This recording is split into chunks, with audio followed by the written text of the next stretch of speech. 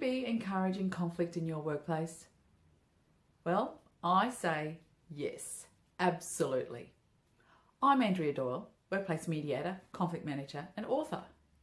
And I recommend you encourage workplace conflict. Not so you can test out your conflict management skills, but so your business can innovate and flourish. Poor old conflict. It really does get a bad rap. When people think of conflict at work, they think of people who are stressed, who may be crying, who may be on sick leave.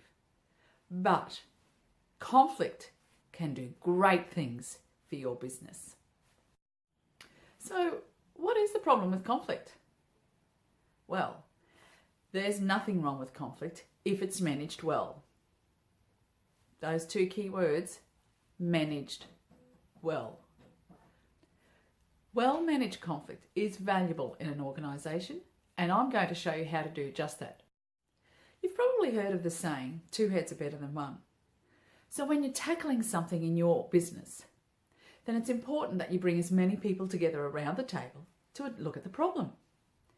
Now, the value here is when you bring people together with different ideas, is that they know how to share their ideas respectfully with others, so the conversation can continue, the building of ideas can happen, and this is what we refer to as good conflict. People coming together with different ideas, but using those differences to build on something better than they could have done on their own. So how do you encourage good conflict at work? Well, it starts, not surprisingly, with hiring the right people. Now, when you're looking for the right people to join your organisation, it's important that you don't really want those ones who have egos, that they think they're better than everybody else. Oh, by the way, you can't have an ego either. So let's start with hiring the right people, those who are there for the greater good of the business. Then it's important to focus on getting those people to share their ideas in a safe environment and doing so respectfully. This develops a workplace culture of sharing and continuous improvement. And in some workplaces, I've seen it work so well, they don't even need to call it continuous improvement. It just happens. It's just the way they work. It's also important to consider how you would recognise the employees who've been involved in these changes or these improvements. Perhaps you might be able to name an improvement after one of your employees or a team of employees to give them that recognition. If you're wanting to develop this workplace culture, then what you can do is bring your team together and set some ground rules and then make sure that they're followed. So the first one is that everybody is treated with respect.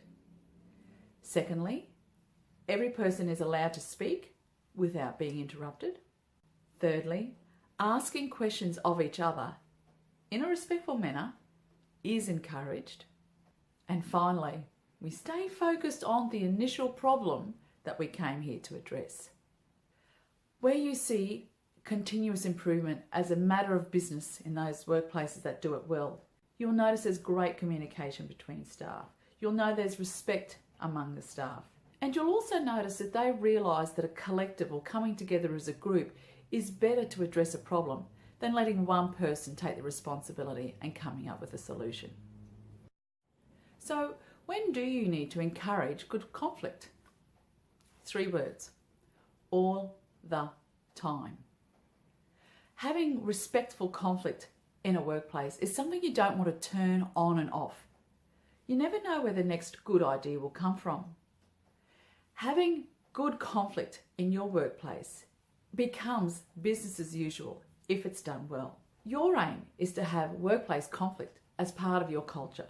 That's good workplace conflict as part of your culture.